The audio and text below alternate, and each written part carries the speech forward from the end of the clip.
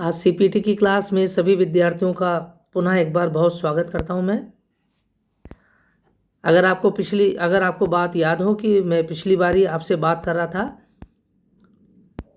Third unit के बारे में, अबाउट लिबरलिज्म एंड लिबर्टेरियनिज्म, उसके संदर्भ में हमने बात की आपसे। साथ ही हमने आपसे बात किया था about Karl Popper as well.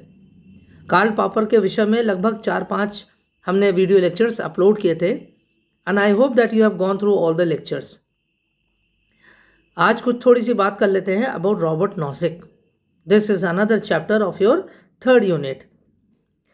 जैसा हमने उस दिन पिछली बार भी बताया था कि ये जितने भी विचारक हैं, जितने भी जो विचारक हैं, जैसे Karl Popper, Milton Friedman, Friedrich Hayek, Isaiah Berlin, ये सब ऐसे विचारक हैं जिनको क्लासीफाई किया गया है लिबर्टेरियन फिलोसफर्स की कैटेगरी में। ये स्वेच्छातंत्रवादी विचारकों में गिने जाते हैं। और कार्ल पॉपर के बारे में तो हमने आपसे बात भी कर लिया था। और विशेष रूप से जब और हम आगे बढ़ते हैं लिबर्टेरियन हाईवे पर, जब हम आगे बढ़ते हैं, कार्ल पॉपर तो संभवतः उतना स्वेच्छातंत्रवादी विचारक नहीं समझा जाता है, ना ही Isaiah Berlin, because both Berlin and Karl Popper, they are generally looked upon as liberal thinker or as liberal philosophers, basically with a negative connotation. वो लेज़े फेयर विचारक माने जाते हैं। और चाहे वो कार्ल पॉपर हो, चाहे आइजिया बर्लिन है, इन दोनों के जो विचार हैं वो मूल रूप से वो एंटी टोटलिटेरियन व्यू पॉइंट को लेकर चलते हैं। सर्वाधिकारवाद का विरोध करते हैं कार्ल पॉपर और साथ साथ आइजिया बर्लिन। और इसीलिए बर्लिन का अगर हम पूरा विचार देखें, पढ़ें, तो उसमें स्पष्ट दिखाता है कि he is advocating not for the positive state but for a negative state, for a police kind of a state. एक नकारात्मक राज्य के बारे में फोकस करते हैं आइजिया बर्लिन। और इसीलिए उनका जो किताब है 4 एसेज ऑन लिबर्टी, उसमें उन्होंने इसी बात पर बल दिया है।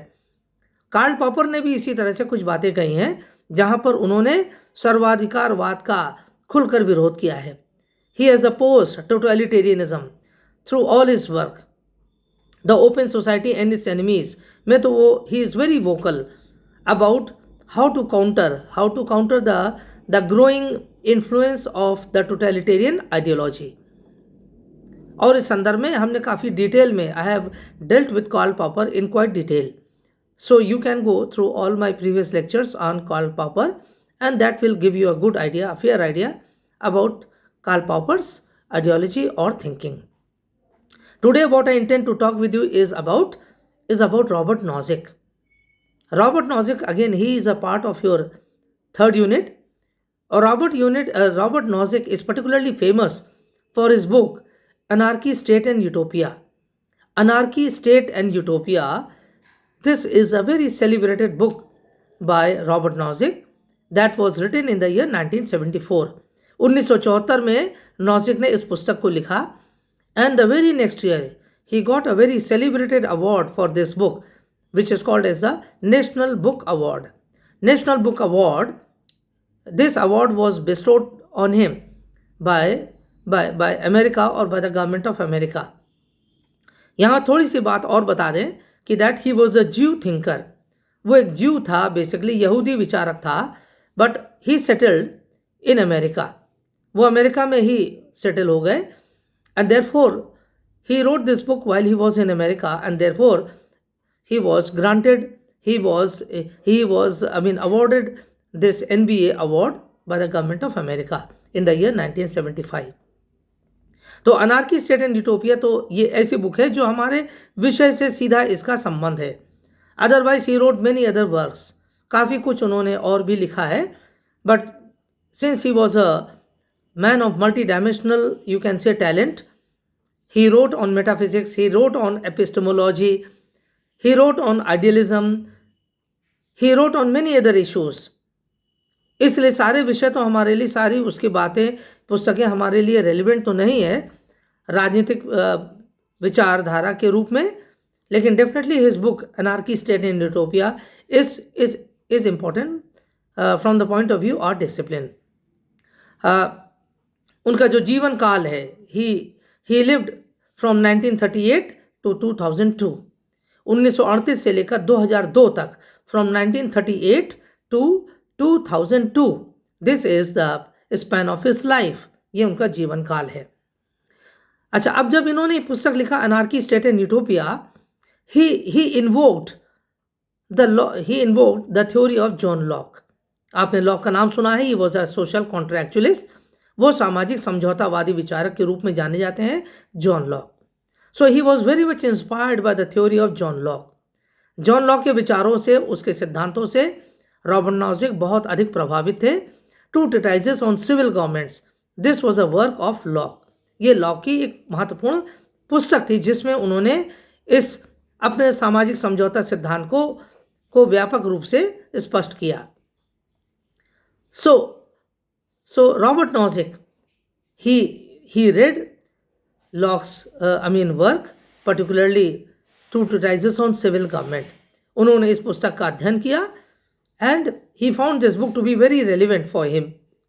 और इसीलिए रॉबर्ट नॉजिक ने अपना पूरे विचारों की धुरी, the epicentre, what you call it as epicenter of Robert Nozick's views lies in the Lockean theory of social contract. जो इसका पूरा आपके लिए एपिसेंटर है, जो उसका पूरा फलक्रम है, पूरी धुरी है रॉबर्ट नॉजिक के विचारों की, वो जॉन लॉक के विचारों में निहित है। तो ये हमें एक लॉजिकल कनेक्शन पहले समझना होगा, है ना। और जिस तरह से लॉक ने एक बोर्जुआ थ्योरी के बारे में बात कहा, एक प्रॉपर्टी क्लासेस के बारे में कहा, उसी तरह से रॉबर्ट नॉजिक ने भी उसी बात को एक्सेप्ट किया। जैसे जॉन लॉक कहते हैं कि that there are three most important rights, there were three most important rights in the state of nature. ये जॉन लॉक का मानना था कि प्राकृतिक अवस्था में वो एक राज्यविहीन अवस्था थी, लेकिन उस राज्यविहीन अवस्था में भी व्यक्तियों के तीन बड़े महत्वपूर्ण अधिकार थे, और वो था जीवन, स्वतंत्रता और संपत्ति का अधिकार। जीवन, स्वतंत्रता और संपत्ति का अधिकार। Therefore, Locke said that in the state of nature, where there was no state, where there was no government, yet there were three most important natural rights of the people, and those were the right to life, liberty and property. और lock ने जिस तरह से कहा था कि इन तीनों में सबसे ज़्यादा महत्वपूर्ण तो प्रॉपर्टी है, सबसे महत्वपूर्ण अधिकार तो संपत्ति है, उसी तरह से रॉबर्ट नॉजिक ने भी इसी बात को कही। उन्होंने कहा, रॉबर्ट नॉजिक ने कहा that the right to property, like the other two rights, that is the right to life and liberty, along with the right to property, are the natural rights of the people.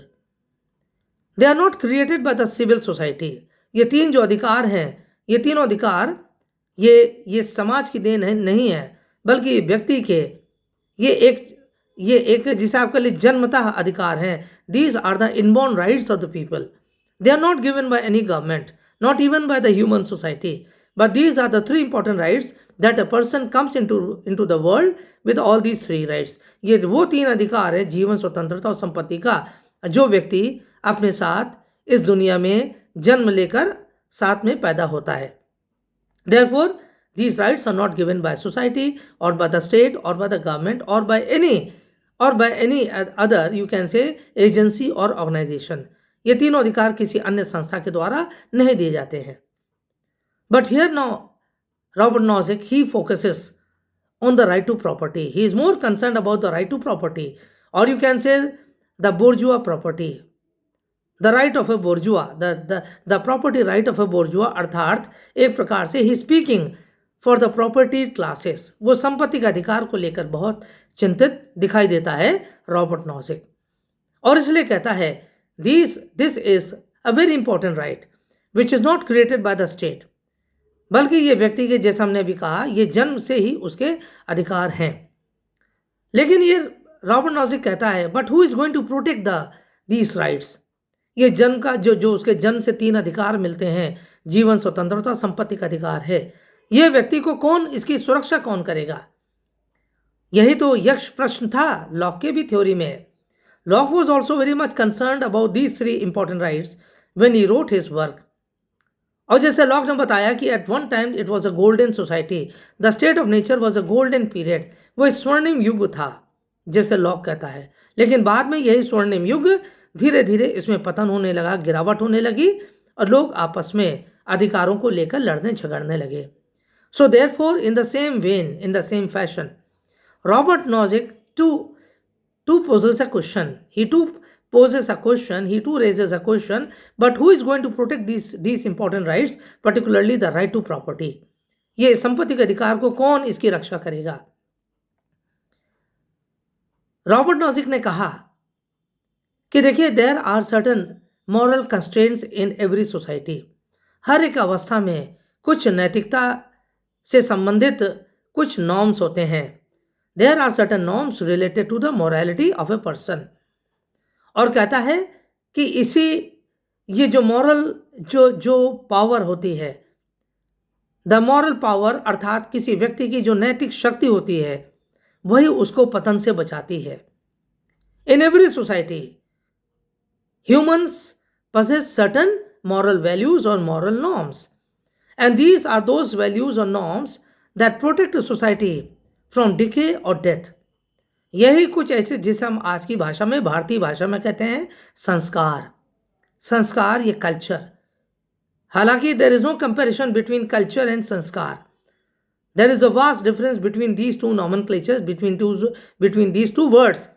संस्कार एक बहुत ही व्यापक शब्द है और अंग्रेजी का जो शब्द है संस्कृति या कल्चर, वो उससे पूरी तरह से उसको डिफाइन नहीं कर सकता है।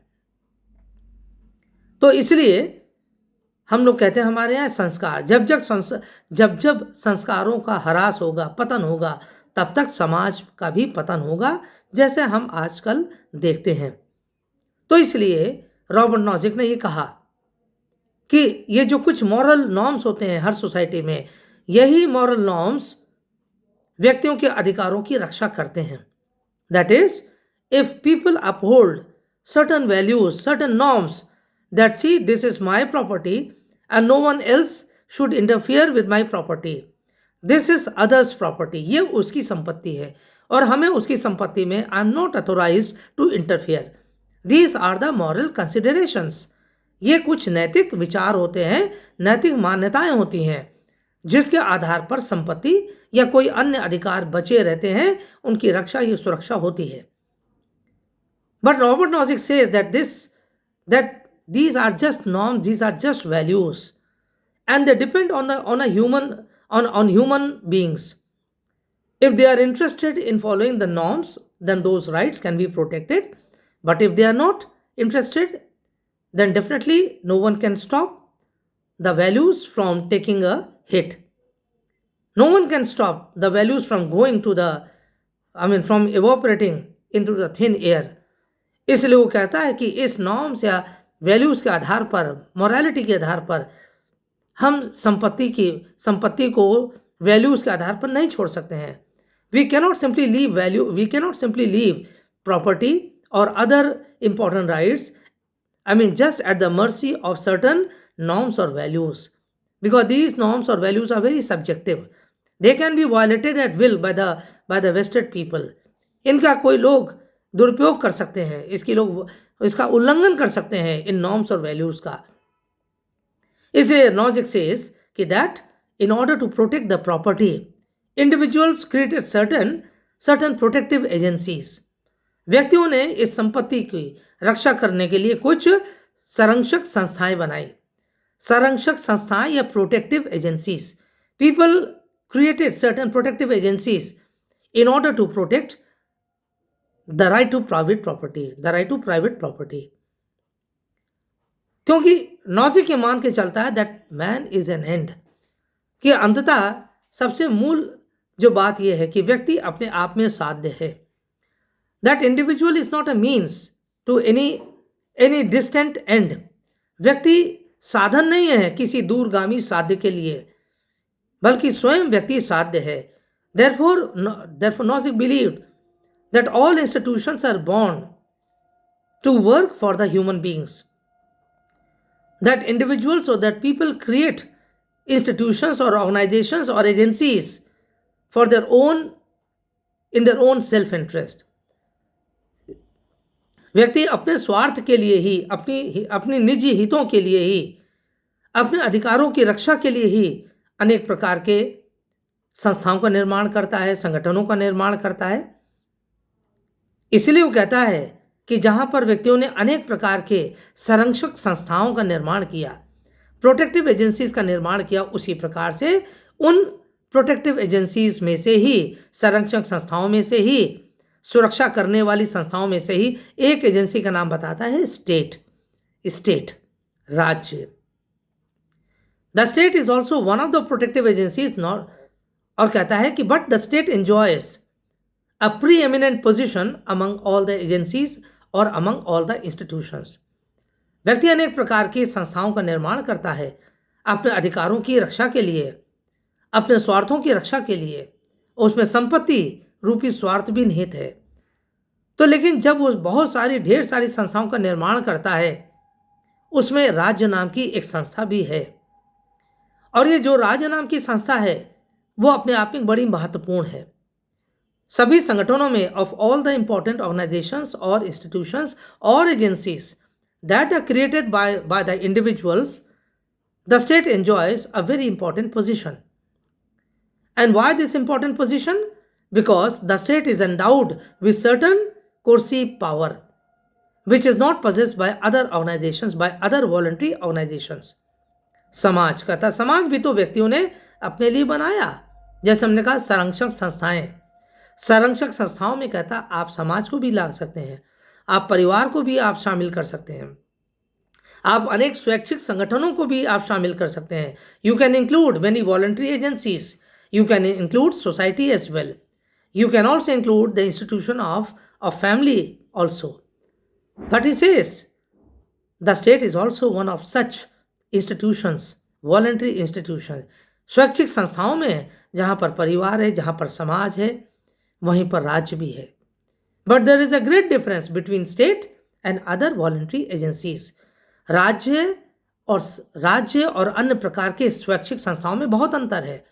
और अंतर क्या है कि राज्य के पास एक विशेष प्रकार की शक्ति होती है जिसको कहता है दंड देने की शक्ति या दंडात्मक शक्ति। That is the coercive power lies with the state, अर्थात दंड देने की शक्ति राज्य के पास ही है। And it is in this respect that the state becomes very different from rest of the protective agencies और from rest of the voluntary agencies. अब यहां पर एक बात जान लीजिए, नौसिख इस बात को स्पष्ट करता है जो वॉलंटरी एजेंसीज जो हैं वो व्यक्तियों का किसी प्रकार से कल्याण नहीं करती हैं। These voluntary agencies they do not work for the welfare of the people, they are not welfare agencies as such. कहता परिवार क्या? परिवार तो व्यक्तियों ने अपने कुछ आवश्यकताओं की पूर्ति के लिए बनाई है। इसलिए आप ये समझे कि परिवार हमारा कोई कल्याण करेगा, बहुत बड़ा कल्याण करेगा। Robert Nozick doesn't believe in this concept. ना वो सोसाइटी से के संदर्भ में इतनी बात कहता है, लेकिन वो कहता है but these are voluntary associations anyway. लेकिन फिर भी ये सब क्या है? ये स्वैच्छिक संस्थाएं हैं जो व्यक्ति ने स्वयं अपने लिए ही, अपने विकास के लिए, अपने प्रोग्रेस के लिए बनाई है। चाहे वो अपने आप को एंगेज करने के लिए, चाहे बिजी रखने के लिए संस्थाएं बनाई हैं। इसलिए वो संस्थाएं भले ही बहुत कल्याणकारी ना हो, लेकिन व्यक्तियों को कहीं ना कहीं वो सहायता अवश्य करती हैं। So is not oppose to voluntary agencies. लेकिन इन वॉलंटरी एजेंसीज का स्कोप या उनका nature it is very different from that of the state. और कहता है जो राज्य की प्रकृति है, जो राज्य का जो नेचर ऑफ द स्टेट है, वो कहता है दैट इज बेसिकली कोर्सिव। उसमें दंड देने की शक्ति है, जो शक्ति ना परिवार में पाई जाती है, ना समाज में पाई जाती है, ना अन्य किसी वॉलंटरी एजेंसी या ऑर्गेनाइजेशन में पाई जाती है। लेकिन ये कहता है कि जो स्टेट के पास ये जो अतिरिक्त शक्ति है, और अतिरिक्त शक्ति क्या है? जो दंड देने की शक्ति है, that is power to punish, that is the coercive power, that is the punitive power of the state. that distinguishes the state from the rest of the associations. But why this punitive power is given to the state? वो कहता है कि ये जो दंड देने की शक्ति है, सजा देने की शक्ति है, राज्य को क्यों दी जाती है? और नॉजिक ने इसका जवाब दिया, उसने कहा इसलिए so that the state is able to protect the private property of the people. केवल इसलिए जिससे कि राज्य व्यक्तियों की व्यक्तिगत संपत्ति या निजी संपत्ति या प्राइवेट प्रॉपर्टी की रक्षा कर सके. Not because that the state is a welfare agency. People will be forced to be free. जो रूसो कहता था people will be forced to be free, अर्थात व्यक्तियों को स्वतंत्र रहने के लिए बाध्य किया जाएगा, वो इस विचार में उसका विश्वास नहीं था. वो जो रूसो कहता है people will be force to be free, वो दूसरे सेंस में कहता है कि अर्थात समाज व्यक्तियों को खुश रखने के लिए, सुख देने के लिए, आनंद देने के लिए कुछ कठोर कार्रवाई भी कर सकता है. अर्थात व्यक्तियों को ही बताएगा राज्य कि क्या करना चाहिए, क्या नहीं करना चाहिए. इसलिए रूसो के अनुसार state has every right to interfere with the people's rights और पीपल्स फ्रीडम्स. रूसो ने कहा इसलिए राज्य के पास पूरा अधिकार है व्यक्तियों के अधिकारों के लिए, व्यक्तियों के अधिकारों में, व्यक्तियों के स्वतंत्रता में हस्तक्षेप कर सकता है. लेकिन नॉजिक ने इस बात को स्वीकार नहीं किया. इसने कहा राज्य के पास अतिरिक्त शक्ति केवल इसलिए है जिससे राज्य किससे रक्षा कर सके व्यक्तियों की? फोर्स, फ्रॉड, थेफ्ट और from the violation of the contract. देखिए उसने राज्य के ये कर्तव्य बताए हैं रॉबर्ट नॉजिक ने. राज्य का काम केवल इतना ही है कि वो किसी प्रकार से धोखाधड़ी कोई ना करे, कोई बेईमानी ना करे, कोई करार का उल्लंघन ना करे. करार मतलब कोई समझौते का, कॉन्ट्रैक्ट का उल्लंघन ना करे. दो व्यक्ति अगर आपस में किसी लेन देन का हिसाब किताब करते हैं तो उन व्यक्तियों में किसी प्रकार का कोई झगड़ा ना हो और उस समझौते के अनुसार दोनों का आचरण बना रहे, लेन देन बना रहे. इसलिए राज्य इस बात की बस निगरानी रखेगा कि कोई एक व्यक्ति ने किसी कॉन्ट्रैक्ट को, तो किसी समझौते को तोड़ा तो नहीं, कोई बेईमानी तो नहीं कर रहा है. केवल इसीलिए कहता है फोर्स, फ्रॉड, थेफ्ट और from the violation of the contract. ये है राज्य का, ये राज्य का उद्देश्य है. और इसीलिए राज्य को कुछ अतिरिक्त शक्तियां दिया है जिससे कि वो जो व्यक्ति इस प्रकार का कार्य करता है, किसी प्रकार का धोखाधड़ी, बेईमानी करता है या संधियों के नियम को तोड़ता है, ऐसे व्यक्ति को राज्य दंड दे सके. This is the purpose of the state, this is the purpose of certain additional powers that are given to the state by the people or by the individuals. लेकिन कहता है राज्य के पास ये कोई अतिरिक्त शक्ति नहीं है कि राज्य व्यक्तियों के कार्य में हस्तक्षेप कर सके. और देखिए यहीं पर इसीलिए जो कहता है अनार्की, स्टेट एंड यूटोपिया, इसको नाम को जरा ध्यान दीजिएगा. अनार्की, स्टेट एंड यूटोपिया अर्थात अनार्की का मतलब है अराजकता. पहला शब्द है अराजकता. दूसरा है एनार्की स्टेट, दूसरा है स्टेट यानी राज्य, और तीसरा है यूटोपिया यानी मृगचरिका. तीनों शब्दों का हमें महत्व पता होना चाहिए. संक्षेप में जब वो ये बात कर रहा है राज्य का काम क्या होना चाहिए, वो कहता है राज्य का काम केवल इसी फोर्स, फ्रॉड, थेफ्ट और from the violation of the contract, इन चार चीजों को रोकने के लिए होना चाहिए. या अगर इससे ज्यादा कुछ काम होगा इसी प्रकार के काम होंगे. लेकिन ये कहता है कि राज्य के पास कोई व्यक्ति कोई किसी प्रकार का कल्याण का कार्य कर सके. आज का तो राज्य बहुत सारा कार्य करता है, आप जानते हैं. Modern state is a welfare state, it is a liberal welfare state and the state is looked more and more upon by the people. आज तो हर एक व्यक्ति राज्य से बहुत कुछ उम्मीद करता है. सड़कों पर लाइट होना चाहिए, अच्छी सड़कें होना चाहिए, सड़कों पर गड्ढे नहीं होना चाहिए, अंधेरा कहीं नहीं होना चाहिए सड़क पर चलते हुए, ट्रांसपोर्ट सिस्टम अच्छा होना चाहिए, शहर साफ सुथरा होना चाहिए, कहीं गार्बेज नहीं पड़ा होना चाहिए. There should not be garbage littered around the road. The road should be well lit up. Road should not be having potholes. There must be good roads, good electricity, good development, neat and clean city, है ना. तो ये सारी जितनी आजकल की बातें हैं वो क्या है, वेलफेयर स्टेट की ओर पॉइंट आउट कर रही है. But Nozick is not at all in favour of this kind of a state. Nozick कहता नहीं, ये तो बात गलत है, ये नहीं हो सकता है। और क्यों नहीं हो सकता? क्योंकि कहता है that curves the individual freedom. राज्य जितना ज़्यादा काम करने की कोशिश करेगा, वेलफेयर काम करने की कोशिश करेगा, the state more and more would be restricting in the freedom of the people. It would be an interference, an undue interference in the people's liberty. जनता के अधिकारों के, जनता की स्वतंत्रता में वो हस्तक्षेप करेगा। और वो कहता है व्हाट इज लिबर्टी। यहां पर वो बात करता है व्हाट इज लिबर्टी, न्याय क्या है।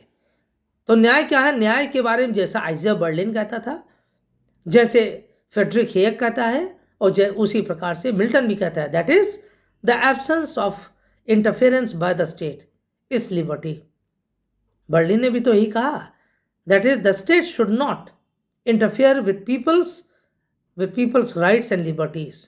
अर्थात राज्य को व्यक्तियों के कार्य में हस्तक्षेप नहीं करना चाहिए। Absence of interference is liberty. हस्तक्षेप का भाव होना चाहिए, और हस्तक्षेप किसका? राज्य का हस्तक्षेप नहीं होना चाहिए।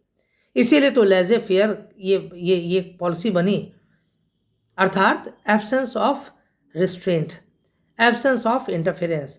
जहाँ इंटरफेयर होगा वहाँ रिस्ट्रेंट होगा, जहाँ हस्तक्षेप होगा वहाँ रोकथाम होगी। कोई व्यक्ति किसी के कार्य में जब हस्तक्षेप करेगा तो रोकेगा तो ही उसके काम को। तो इसलिए कहता है कि नहीं, this is not liberty, this is against liberty. इसलिए वो पॉजिटिव स्टेट को या वेलफेयर स्टेट के नोशन को वो खारिज कर देता है।